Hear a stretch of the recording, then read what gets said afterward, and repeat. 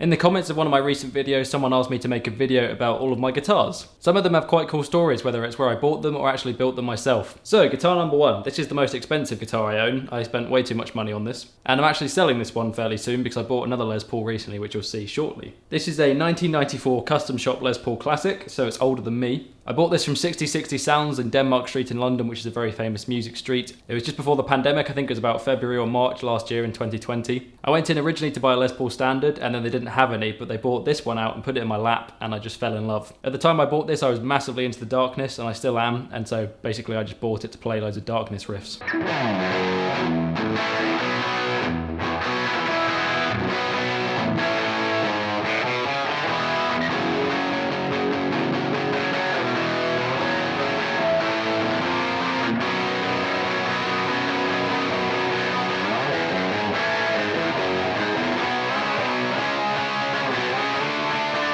It's a really gorgeous guitar. I'm going to be very sad to see it go, but I just didn't like the red as much as I thought I did a year ago. Moving on to the next one. So this one is my most recent acquisition.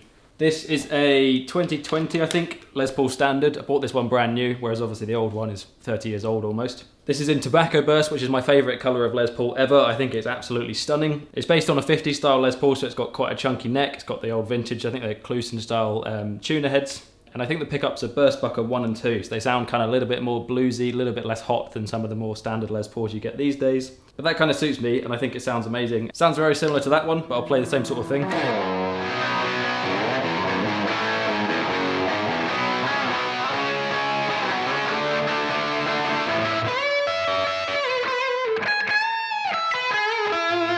Again, I bought this from 6060 Sounds on Denmark Street, and here's a photo of me buying it a few weeks ago. This guitar is literally my dream guitar when I was growing up. I was a huge fan of Slash, that's kind of what I got into rock music for. And so a Tobacco Burst Les Paul Standard is pretty much as good as it gets if you're into classic rock. Then, moving away from humbucker style guitars, these are the two Stratocasters that I own. They look quite similar, they're both quite heavily relicked. You'll probably recognise this one if you saw my recent video of me building a guitar. This is my dream Strat. It's shell pink, which is one of my favourite guitar colours of all time. I think it's gorgeous. I'm not going to go too nuts on telling you all the specs because I talk about it in that video, which will be on a card or something floating around here. But yeah, so I finished the body and the neck myself. They came just raw wood, and then I did all the kind of paint and lacquer and everything. But this is what it sounds like.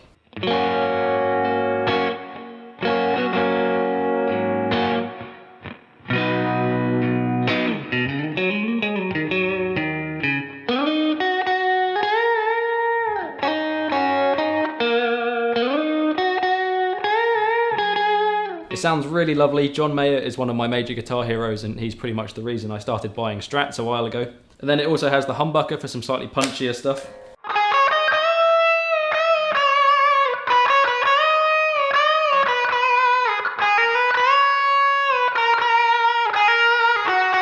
Absolutely killer guitar. This is my main guitar that I play pretty much every day, and I love it. And then there's my American Professional Strat, which I haven't played for a while, mainly because that one's a nicer guitar. Which is kind of a shame because it's also obviously a really, really lovely guitar. I bought it brand new from Anderton's about 2 years ago. The original polyurethane finish, I used a heat gun or a paint stripper to take all the paint off and then refinished it in nitro, and that was my first kind of dipping my toes into relicking guitars. I've refinished this 3 or 4 times, and it's been through various attempts at relicking, and this is the most recent one. I'm not super happy with how it looks everywhere. The back looks quite cool, I think, but the front's a little bit overcooked here and here.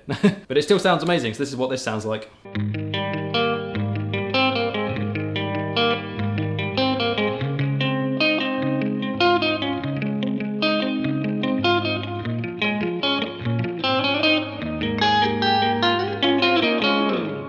And this is to complete the holy trinity of the Les Paul Strat and Telly.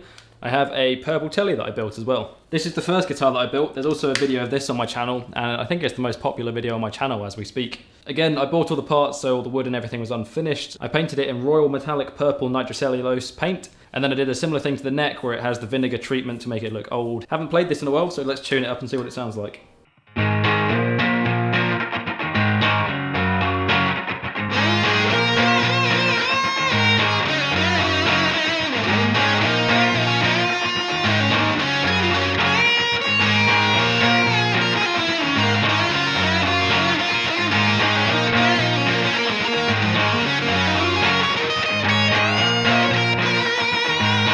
So that's the Tele. Like I said, this is the first guitar I ever built. I decided to build a Tele first because they're kind of like the least complicated guitar you can probably get. It's just a slab of wood, bolt-on neck, 2 pickups, 3-way switch. All in all, it went really well. There were a few things that I learned and some mistakes that I made that I had to fix, but it's actually a really nice guitar. So those are all my electric guitars. I also have a Taylor GS Mini, which you've probably seen me play in some of my videos. Not going to talk about that because it's pretty straightforward. And then the final guitar, which is a bit of a sleeper guitar, is this bass. This is actually a very, very affordable Squier Affinity Jazz Bass, I think. Again, I bought it from Denmark Street. It was about £160. Originally, it came in a poly finish like a lot of the other ones, and I took off the poly finish and refinished it in nitro. Did a little bit of relicking to it as well. This is in Fiesta Red, I think, so it looks really, really nice. Again, did some stuff to the neck. The relicking with the vinegar went a bit nuts on this one, so it's quite streaky, but it looks kind of quirky. And then I also sanded off the Squier logo and put a Fender logo on it just because I had a spare one lying around, but I'm not vain enough to be worried about being seen playing a Squier. I think they're great guitars. I don't really play bass, so I'm not even really going to bother plugging this in, but I basically just use this for when I'm recording covers and stuff, and I need to play all the instruments, so like drums and bass as well as guitar and vocals.